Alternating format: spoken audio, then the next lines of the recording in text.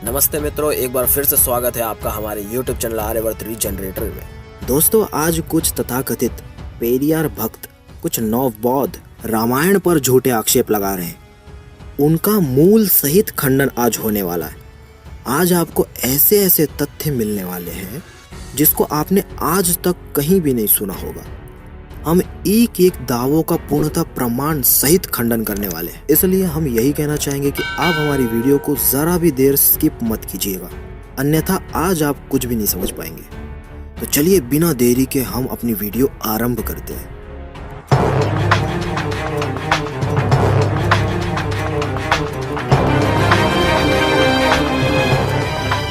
दोस्तों, कुछ लोग हैं जो रामायण पे अनर्गल प्रलाप कर रहे हैं। उन्हीं में से एक है ह्यूमन विद साइंस चैनल।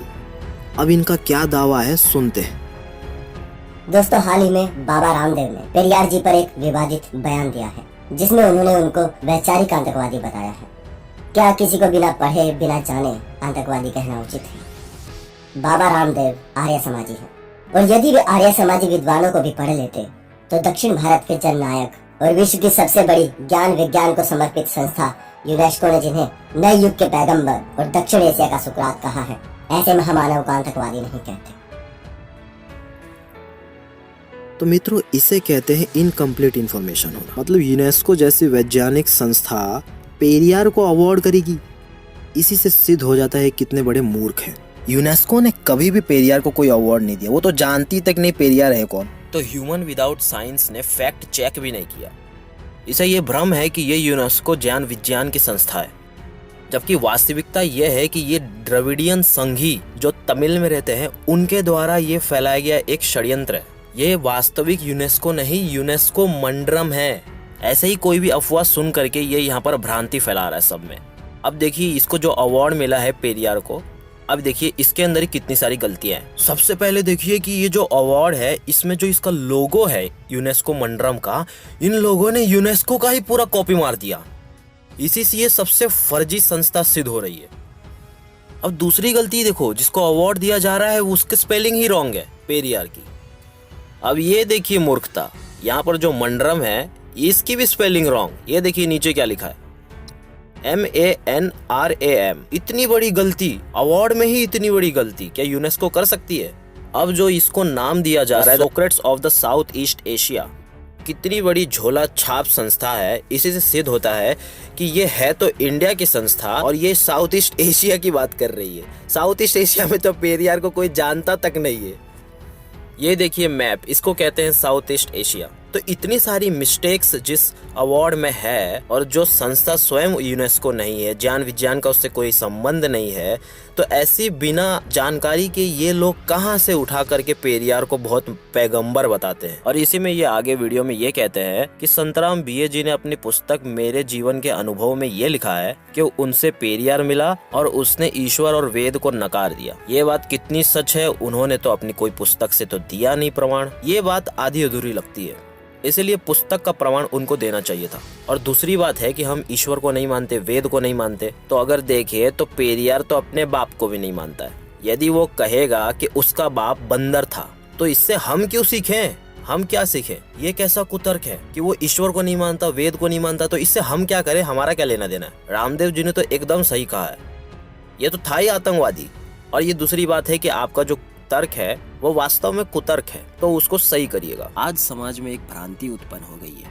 कोई कहता है माता सीता की उत्पत्ति पृथ्वी से हुई, कोई कहता है कि जनक जी के हल से हुई, तो कोई कहता है कि धूल के कणों से हुई। कुछ जैन ग्रंथ कहते हैं माता सीता रावण की पुत्री है। जातक कथाओं का अलग ही कहना है। तथा कोई कहता है कि माता सीता जनक जी की पुत्री नहीं थी, किसी और की पुत्री थी। और कोई ये कहता है कि माता सीता ही कोई हुई नहीं, संपूर्ण रामायण ही काल्पनिक है। इन सारे प्रश्नों का उत्तर हम पूर्ण प्रामाणिकता से देंगे। हम ये बात मानते हैं कि वाल्मीकि रामायण में प्रक्षेप रूप से ये बात मिलाई गई है कि जनक जी यज्ञ के हेतु से जमीन को समतल कर रहे थे, तो उन्हें पृथ्वी में एक कन्या मिली। टीवी सीरियल्स में भी ये झूठ दिखाया जाता है कि राजा जनक के काल में वर्षा नहीं हो रही थी, उसी के लिए जमीन को समतल किया जा रहा था। परंतु प्रूफ रीडिंग और तर्क प्रमाणों से ये पता लगता है कि ये प्रकरण मिलावट है, प्रक्षेप है, फिर भी भ्रांतियां फैलाया जा रहा है टीवी सीरियल्स द्वारा। इसके प्रक्षिप्त होने में अनेक कारण हैं, जो है परस्पर विरोधाभासी बातों का होना, शब्द प्रमाण के विरुद्ध होना, प्रत्यक्ष प्रमाण के विरुद्ध होना, सामान्य तर्क से भी विरोध होना। इन सब कारणों से ये बात प्रक्षिप्त है। वो कैसे? तो अब प्रमाण देखते हैं। अब इस पर विचार करते हैं कि क्या ये बात मौलिक है या प्रक्षिप्त है। तो मित्रों, कुछ लोग बहुत दुष्प्रचार कर रहे हैं। उन्हीं में से एक है साइंस जर्नी। ये वीडियोस बना करके ये दुष्प्रचारित कर रहा है कि पेरियार की सच्ची रामायण ही ठीक है। हम सब जानते हैं कि पेरियार एक नीच मानसिकता का इंसान था। वो और उसके चेले हमारे रामायण का दुष्प्रचार ही करेंगे। और मित्रों, इनके आक्षेप इतने नीच स्तर के हैं कि इनका सफाया होना बहुत जरूरी है। अब आप स्क्रीन पर देखिए, ये साइंस जर्नी द्वारा भ्रम फैलाया जा रहा है कि माता सीता राजा जनक की पुत्री नहीं थी, और भी बहुत सारे आक्षेप लगाए हैं। अब हम लोग अगर पेरियार के बुक से दिखाएंगे तो ये लोग उसको प्रमाणिक नहीं बोलेंगे, बोलेंगे अर्थ का अनर्थ किया। तो ठीक है, जो ये दुष्प्रचार कर रहा है, हम उसी स्क्रीनशॉट से इसका खंडन कर रहे हैं। तुम तो एकदम प्रमाणिक प्रकाशन से दिखा रहे हो ना। तो चलिए देखते हैं इसमें क्या क्या आक्षेप रामायण पर लगाया गया है। यहाँ इस साइंस जर्नी ने अपने स्क्रीनशॉट में पेरियार की पुस्तक दिखा रहा है। यहाँ पढ़िए क्या लिखा है। आइए अब हम सीता के चरित्र की पड़ताल करें। पूरी रामायण में सीता की प्रशंसा में एक भी शब्द नहीं कहा गया है। ये कितनी झूठ बात इसमें लिखा है, देखिए। इसी से सिद्ध होता है कि ये मूर्ख पेरियार और उसके अंधभक्त रामायण खोल के भी कभी नहीं देखे। अब यहाँ पे पॉइंट नंबर 1 में देखिए क्या लिखा है इसमें।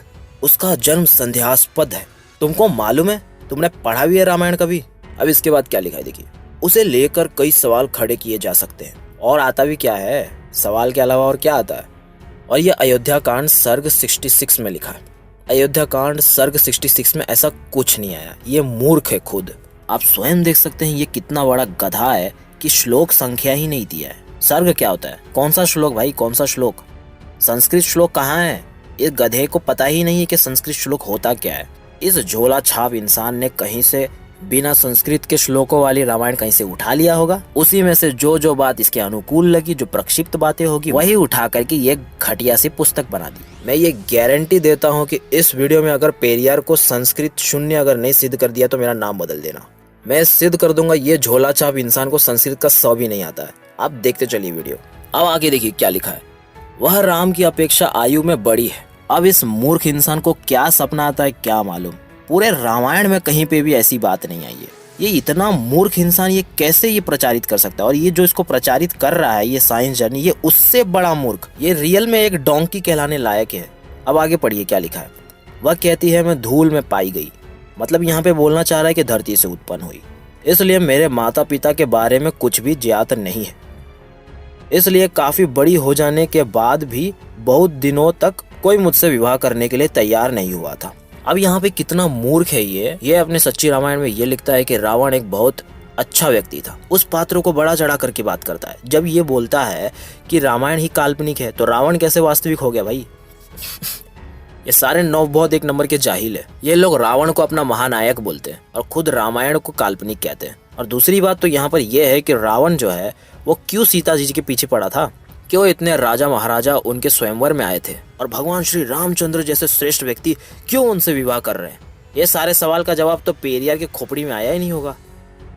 सर्वप्रथम सामान्य तर्क से देखते हैं। अब विचार कीजिए कि जनक जी मिथिला नरेश थे तो भूमि को वे क्यों समतल करेंगे? इस प्रकरण में एक प्रश्न उठ रहा है कि उनके सेवक गण क्या कर रहे थे। इसी से ये बात सिद्ध होती है कि ये बात प्रक्षिप्त है। ये कार्य तो उनके सेवक गणों का होना चाहिए। और दूसरा यहाँ पर एक और सवाल उठ रहा है, यदि आदि सृष्टि के बाद भी पृथ्वी से मनुष्य उत्पत्ति होती तो अवश्य ही आज भी होनी चाहिए थी, तथा त्रेता युग में भी अनेक लोग धरती से उत्पन्न होने चाहिए थे। परंतु पूरे वाल्मीकि रामायण में ऐसा किसी का जन्म नहीं है। तो यहाँ पर अगर हम तर्क शास्त्रों के अनुसार विचार करें तो ये सृष्टि क्रम के विरुद्ध होने से और शास्त्र विरुद्ध होने से ये बात प्रक्षिप्त सिद्ध होती है। परंतु यहाँ पर कुछ लोग सवाल उठा सकते हैं कि हम क्यों माने। तो देखिए, ये बात हम पूर्ण प्रामाणिकता से सिद्ध करने वाले हैं कि ये प्रकरण ही मिलावट है और रामायण के ही विरुद्ध है, रामायण के ही विरोधाभास में। तो धैर्यता पूर्वक सुनते रहिए।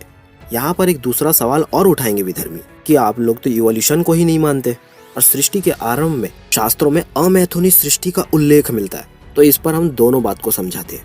पहली बात है कि इवोल्यूशन के प्रमाण मिथ्या सिद्ध हो चुके हैं। इवोल्यूशनिस्ट एक भी प्रैक्टिकल ऑब्जर्वेशन आज तक नहीं दिखा पाए। इनके पास केवल धोखाधड़ी और छल युक्त थ्योरी के अलावा कुछ नहीं है। इनके पास केवल एक अनुमान है जो कि प्रमाणहीन है। इन पर हम और भी वीडियोस बनाने वाले हैं। हमने इवोल्यूशन डिबंक्ड पे कुछ वीडियोस बनाए हैं जो कि हमारे प्लेलिस्ट में आप देख सकते हैं। अब दूसरा पॉइंट अमैथुनी सृष्टि पर है। हमारे शास्त्र कहते हैं कि सृष्टि के आरंभ में कुछ काल अमैथुनी सृष्टि चलती है, जिसमें जीव का शरीर बिना मानवीय माता पिता के पृथ्वी आदि पदार्थों से बनता है।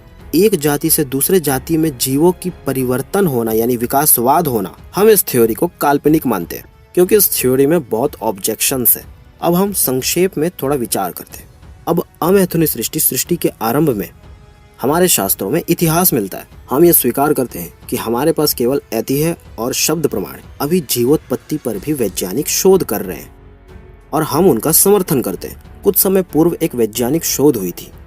एक बार पेंसिल्वेनिया में एक भेड़ के बच्चे यानी लैम्ब को आर्टिफिशियल वूम्ब में बड़ा किया गया था। इसको कहते हैं एक्स वीवो यूटेरिन एनवायरनमेंट अर्थात ईव।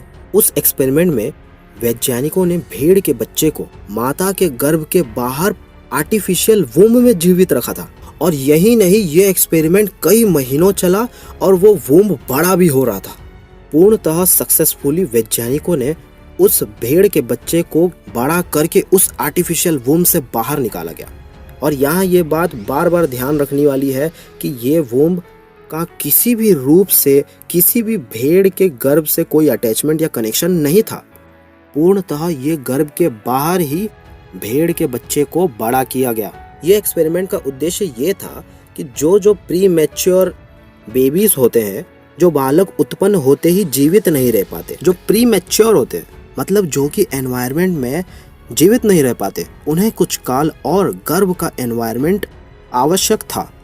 इस हेतु से वैज्ञानिकों ने एक ऐसा आर्टिफिशियल वूम्ब बनाया जिसमें लैम्ब फोइटस की किसी भी प्रकार से उसके माता के गर्भ से अटैचमेंट नहीं होता था। यानी ये पूर्णतः गर्भ के बाहर ही गर्भ की स्थिति कहलाती है। ये प्रैक्टिकल उदाहरण से हमें क्या ज्ञात होता है कि जो लोग ये समझते हैं कि बिना माता पिता के गर्भ के बाहर बालक जीवित नहीं रह सकता, उनके लिए तो ये गलत होना चाहिए। और जो विकासवाद वाला आक्षेप करते हैं उन्हें बोलना चाहिए कि प्रोटीन कैसे फॉर्म हुआ, ये सृष्टि इतनी फाइनली ट्यून्ड क्यों है, ये नियम ये लॉस इतने करेक्ट क्यों है, सब कुछ तुम्हारे विकासवाद के अनुसार बदल जाना चाहिए। अरे मैं तो कहता हूँ मैथ्स ही नहीं होना चाहिए। क्यों कैलकुलेट करें जब आपकी सृष्टि विकासवाद में चल रही है। तो मित्रों, फाइनली ट्यून्ड सृष्टि को देख के हमें यही पता लगता है कि इसका कोई कर्ता है और उसी कर्ता के निमित्त से हमारे वैदिक शास्त्रों में लिखा है कि सृष्टि के आदि में युवा अवस्था में अमैथुनी सृष्टि क्रम से मानवादि जीवोत्पत्ति हुई। यहाँ हमें समझने की बात है कि उपादान कारण प्रकृति है और निमित्त कारण सर्वव्यापक कॉन्शियस कोई सत्ता है। तो मित्रों, पेंसिल्वेनिया की इस एक्सपेरिमेंट से ये तो सिद्ध हो गया कि माता के गर्भ के बाहर भी फोइटस जीवित रह सकता है यदि उसे अनुकूल एनवायरनमेंट दिया जाए तो। अब अनुकूल प्रतिकूल एनवायरनमेंट में बात किया जाए तो वीडियो बहुत लंबी हो जाएगी। इसे फिर कभी विकासवाद के किसी वीडियो में हम समझाएंगे कि पृथ्वी की पूर्व में स्थिति क्या क्या थी। इसे बताकर हम अपनी वीडियो लंबी नहीं करना चाहते। हम केवल यहाँ पर ये उदाहरण से सिद्ध करना चाहते हैं कि अमैथुनी सृष्टि भी कोई तर्क विरुद्ध नहीं और इसका उदाहरण हमने एक्सपेरिमेंटल दिया है। तो अब बात करते हैं शास्त्रों पर। शास्त्रों में कहा है कि पहले अमैथुनी सृष्टि चलती है, उसके बाद से ब्रह्मा के बाद मैथुनी सृष्टि का प्रारंभ हो जाता है, जिसे हम विज्ञान में सेक्सुअल रिप्रोडक्शन कहते हैं। अब यहाँ पर रामायण में जो ये प्रक्षेपण हुआ है कि सीता माता पृथ्वी से उत्पन्न हुई, ये सब प्रक्षिप्त बात है, सृष्टि क्रम के विरुद्ध है। ये अभी हमने सिद्ध कर दिया। यदि इस एक्सपेरिमेंट की पूरी जानकारी लेनी है तो हम आपको डिस्क्रिप्शन में लिंक दे रहे हैं, वहां से आप पढ़ सकते हैं। तो यह सिद्ध हो गया कि ये बात सृष्टि क्रम के विरुद्ध है। और पूर्व का भी हमारा यह तर्क था कि यदि राजा जनक मिथिला नरेश है तो भूमि वे क्यों समतल करेंगे और माता सीता जमीन से मिलेगी ही क्यों, उनके सेवक कहाँ चले गए थे। तो ये मिलावट खोरों ने बाद में हमारे वाल्मीकि रामायण में मिलावट कर दी। तभी तो ये मूर्ख नास्तिक आज हमारे रामायण पर प्रश्न उठा रहे हैं। जिन मूर्खों के बौद्ध ग्रंथों में अवैज्ञानिक बातें भरी पड़ी है, वे हमारे रामायण पर प्रश्न खड़े कर रहे हैं। तथा जो दक्षिण का रावण दुराचारी पेरियार था, वो हमारे वाल्मीकि रामायण पर प्रश्न खड़े कर रहा है। हमारे सनातन भाई बहनों ने ऋषियों का साथ छोड़ दिया, शास्त्रों को पढ़ना छोड़ दिया। तो जैसे ये मूर्ख लोग आप सब में भ्रम फैला रहे हैं। आज हम ऋषियों के अनुकूल ही तर्कणा कर रहे हैं। आगे देखिए, अब हम वाल्मीकि रामायण से ही ये जानने का प्रयास करेंगे कि माता सीता किन की पुत्री थी। ये प्रमाण से सिद्ध करेंगे। वाल्मीकि रामायण बालकांड प्रथम सर्ग। यहाँ पर देवर्षि नारद महर्षि वाल्मीकि से भगवान श्री रामचंद्र के विषय में उनके वनवास गमन के प्रकरण में कहते हैं। इस श्लोक में माता सीता को जनकस्य कुले जातो कहा है। आप इसके अर्थ में भी देख सकते हैं जनक के कुल में उत्पन्न, ये स्पष्ट तौर पर लिखा है। अब कोई कैसे कह सकता है कि जनक जी की पुत्री माता सीता नहीं थी? ये पेरियार और इसके चेले संस्कृत थोड़ा भी नहीं जानते। यदि जानते तो ऐसी मूर्खता कभी नहीं करते। ऐसे ही बालकांड सर्ग 66 में राजा जनक जी ने सीता जी को सुता शब्द कहा है।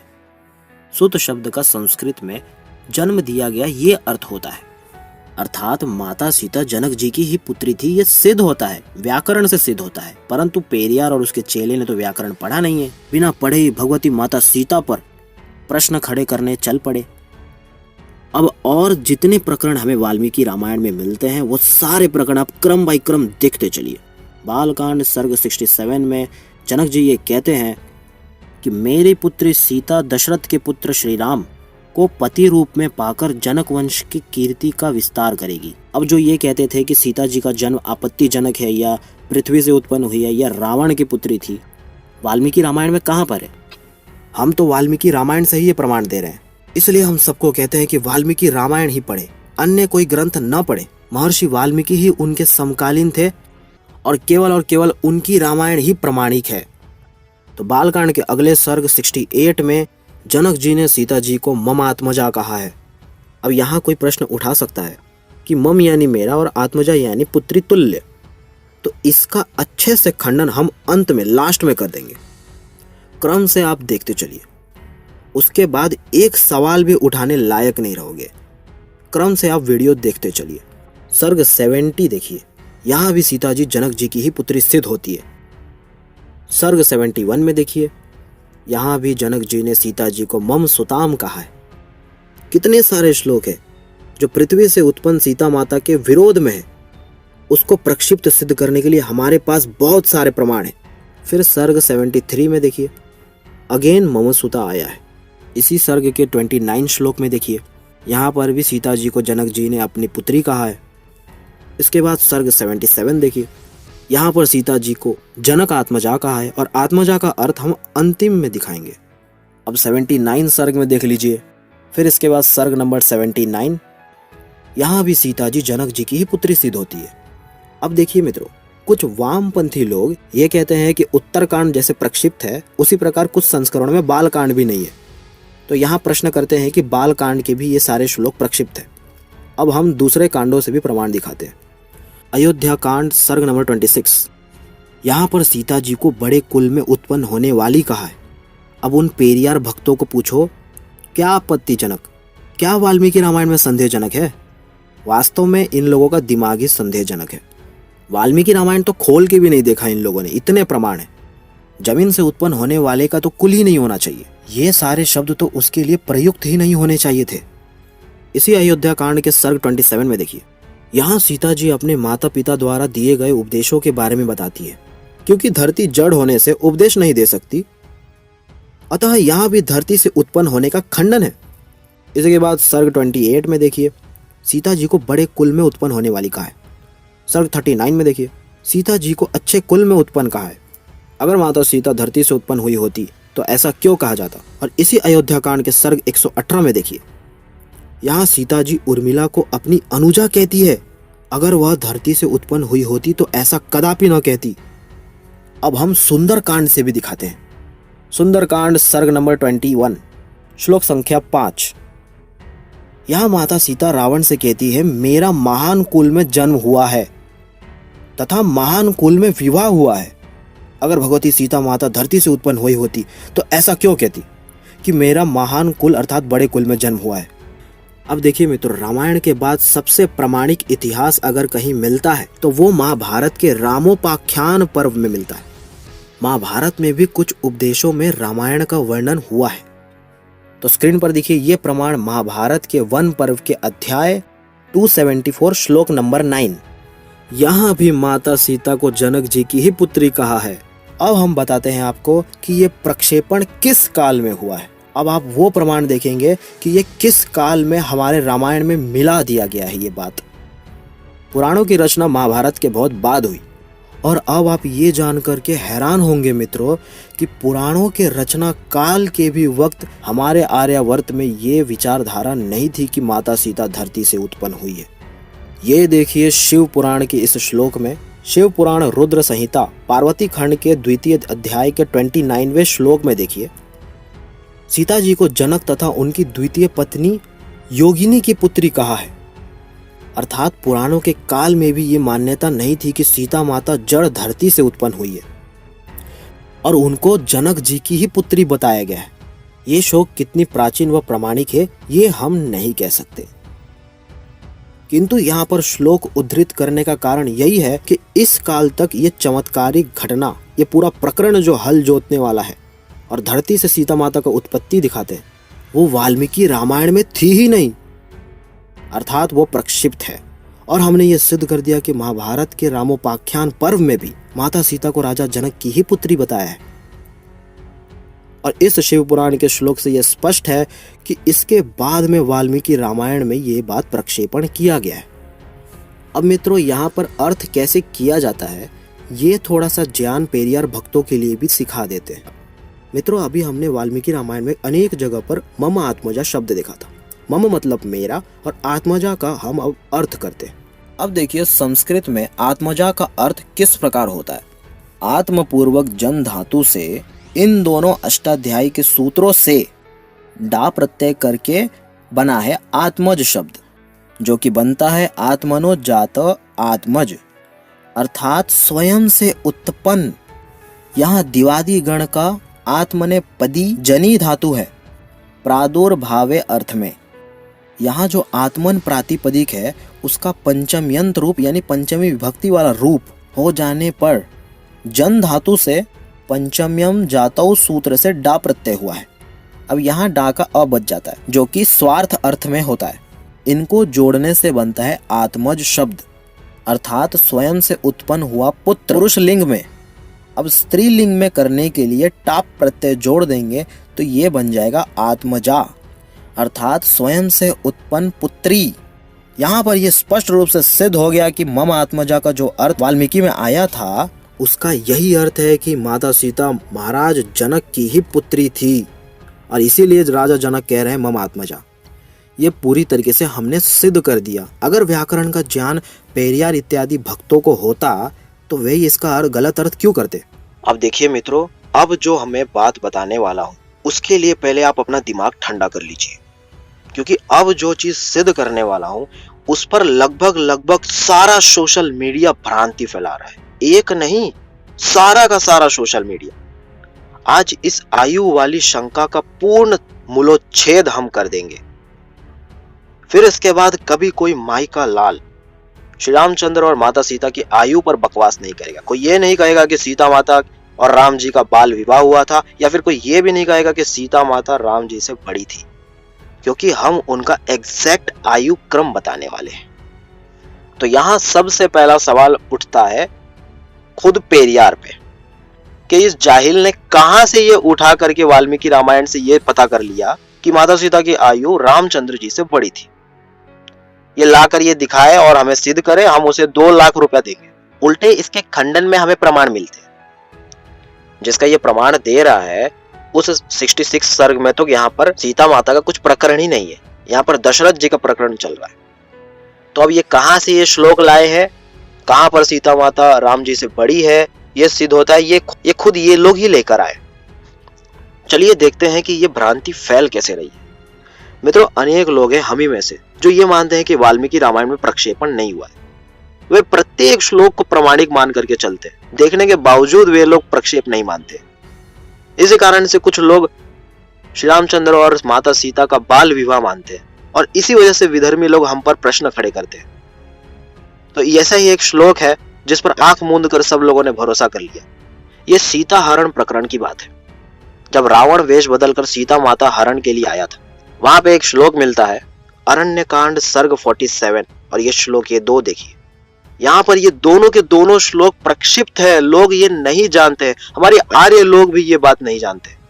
कई लोग इस भ्रांति में फंस चुके हैं। यहाँ पर लिखा है विवाह के बाद 12 वर्षों तक इक्ष्वाकु वंशी महाराज दशरथ के महल में रहकर मैंने अपने पति के साथ सभी मनोवांछित भोग भोगे।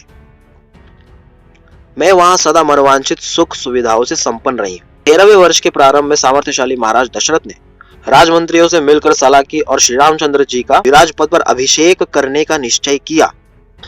ये दोनों के दोनों श्लोक पोप पंडो ने प्रक्षेप किया है। यदि ये 2 श्लोक नहीं होते तो अवश्य ही कभी कोई श्री रामचंद्र और सीता माता के बाल विवाह की बात सोचता भी नहीं। अभी प्रक्षेप कैसे है ये देखिए। 10वें श्लोक में इसी के आगे सीता माता कहती है, उस समय मेरे महातेजस्वी पति की अवस्था 25 साल से ऊपर की थी और मेरे जन्म काल से लेकर वन गमन काल तक मेरी अवस्था वर्ष गणना के अनुसार 18 साल की हो गई थी। अर्थात माता सीता की राज्याभिषेक के काल में 18 वर्ष की आयु थी। तो यहाँ पर यह सिद्ध हो गया कि राज्याभिषेक के काल में माता सीता यौवन अवस्था में थी। अब देखिए, अब चलते हैं राज्याभिषेक के प्रकरण में। ये देखिए अयोध्या कांड सर्ग नंबर 20। यहाँ पर माता कौशल्या श्री रामचंद्र जी से कहती है, हे रघुनंदन, तुम्हारे उपनयन रूप द्वितीय जन्म लिए 17 वर्ष बीत गए। अब तक मैं यही आशा लगाए चली आ रही थी कि अब मेरा दुख दूर हो जाएगा।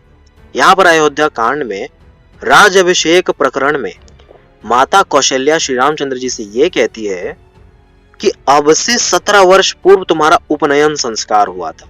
अब हम महर्षि दयानंद के संस्कार विधि में चलते हैं। इस पुस्तक में उपनयन जो संस्कार का एक प्रकरण है, इसमें महर्षि आश्वलायन सूत्र का प्रमाण देकर के ये बताते हैं कि ब्राह्मण का यहाँ पर 8 वर्ष में उपनयन संस्कार होता है और क्षत्रिय का उपनयन संस्कार 11वें वर्ष में होता है। यहाँ पर ये नोट करिए, 11वें वर्ष में क्षत्रिय का उपनयन संस्कार होता है। और यहाँ पर दूसरी बात ये नोट करिए कि ब्राह्मण का 16 वर्ष में उपनयन संस्कार का लास्ट टाइमिंग है और क्षत्रिय का 22 वर्ष। अब हम आपको आज गौतम धर्म सूत्र के भी प्रमाण उपलब्ध करवा रहे हैं। ये देखिए, यहाँ देखिए स्पष्ट तौर पर लिखा है, उपनयनम ब्राह्मणस्याष्टमे, यानी 8वें वर्ष में उपनयन ब्राह्मण का करें। फिर उसके बाद यही लिखा है, एकादश द्वादश योहो क्षत्रिय वैश्य योहो, ठीक है, यानी 11 वर्ष में क्षत्रिय का और 12 वर्ष में वैश्य का। इसी प्रकार यहाँ पर आगे देखिए, षोडशा ब्राह्मणस्या पतिता सावित्री, यानी 16 वर्ष पे इनका उपनयन संस्कार की बात आई है। फिर उसके बाद लिखा है, द्वाविंशते राजनस्य द्वयधिकाया वैश्यस्य। सेम बात यहाँ पर भी आई है, सेम टू सेम। अब हम गणना करते हैं कि माता कौशल्या ने श्री रामचंद्र की जो आयु राज्याभिषेक से 17 वर्ष पूर्व में उपनयन संस्कार की बताई थी, अगर क्षत्रिय वर्ण के अनुसार श्री रामचंद्र का 11 वर्ष भी ले तो 11 + 17 क्या निकलती है? 28। जैसा कि एकदम स्पष्ट वर्णन माता सीता ने रावण के समक्ष कहा था कि मेरे पति की आयु 25 से ऊपर की थी, यानी कि वो 2 श्लोक मिलावटी थे और जो हमने बताया था प्रमाणिक 25 साल से ऊपर वाली बात, वो 10वें श्लोक, वो प्रमाणिक है। यानी श्री रामचंद्र की आयु जो है वो उपनयन संस्कार के अकॉर्डिंग अगर हम देखें तो एकदम एक्यूरेटली 25 वर्ष से ऊपर निकल रही है। इसका मतलब है कि उपनयन संस्कार का जो क्षत्रिय वर्ण का जो उन्होंने 11 वर्ष कहा है वो भी प्रमाणिक सिद्ध हुई, वो सबसे मिनिमम है, उसमें 1-2 वर्ष ऊपर हो सकता है। यानी हम ये मान सकते हैं कि श्री रामचंद्र की जो आयु थी वो राज्याभिषेक के समय पे 30 वर्ष भी हो सकती है।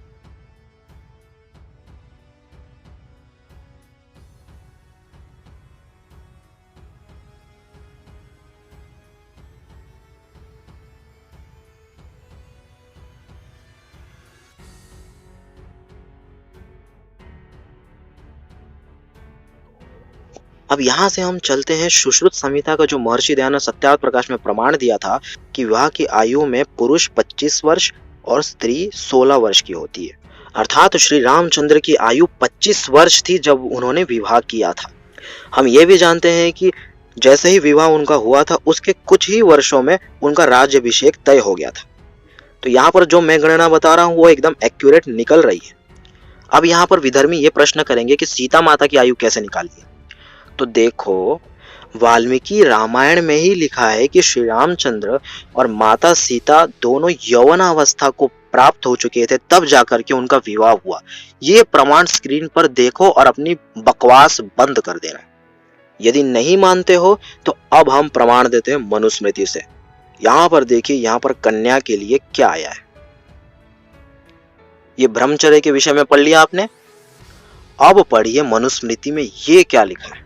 यहाँ पर यह स्पष्ट रूप से सिद्ध हो गया कि कन्याओं के लिए विवाह काल 16 वर्ष के बाद ही नियुक्त किया जाता है और यही उनकी यौवनावस्था होती है। यदि तुमको यौवनावस्था पे अब भी शंका है तो ये लो सुश्रुत संहिता का वो श्लोक।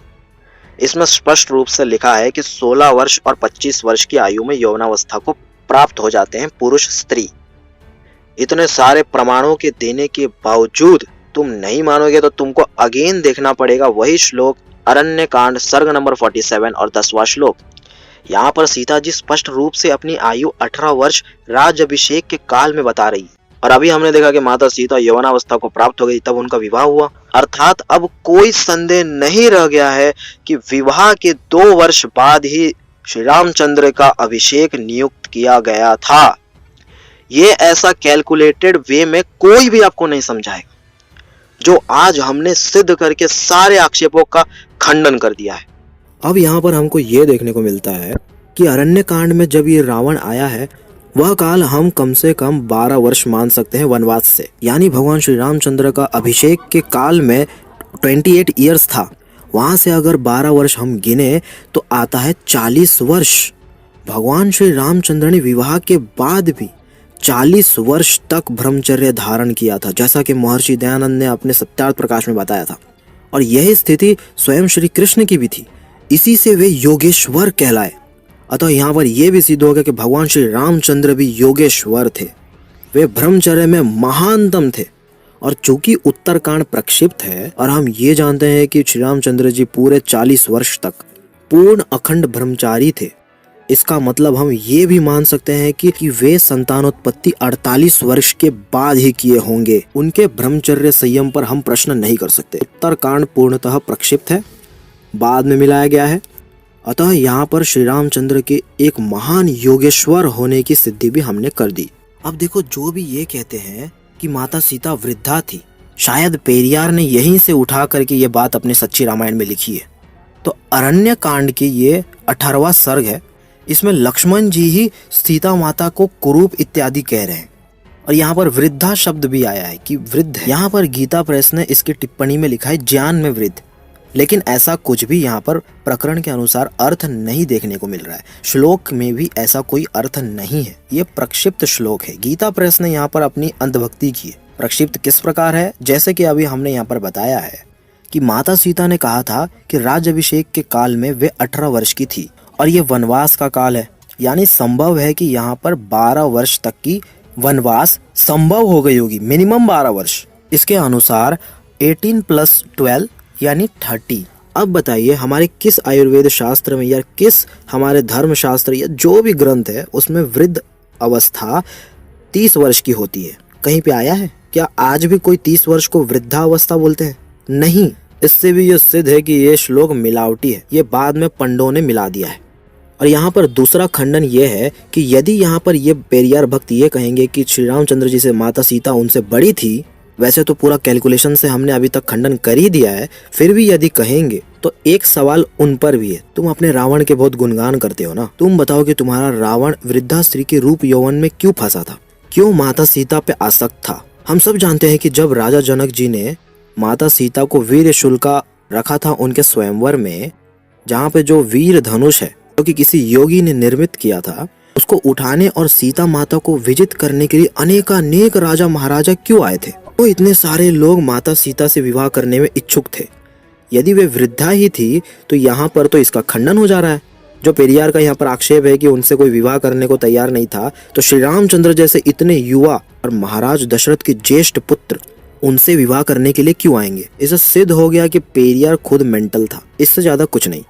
हमारे भगवान श्री रामचंद्र और माता सीता का विवाह, उपनयन संस्कार सब कुछ वैदिक काल गणना के अनुसार हुआ था। हमारे ऋषि महर्षि लोग उनका विवाह कैसे बाल विवाह कर सकते हैं? और आज के बाद कोई विधर्मी या माई का लाल रामायण पर उंगली उठाने की थोड़ी भी सोचे तो उसे ये वीडियो जरूर दिखाना। तो मित्रों, इसी के साथ हम अपनी वीडियो को समाप्त करते हैं। वीडियो अगर अच्छी लगी हो तो लाइक करें। मिलते हैं फिर किसी नई वीडियो के साथ, तब तक के लिए नमस्ते जी। असंख्य कीर्ति रश्मिया विकीर्ण दिव्य दाहसी सपूत मातृभूमि के रुको न शूर साहसी असंख्य कीर्ति रश्मियां विकीर्ण दिव्य दाहसी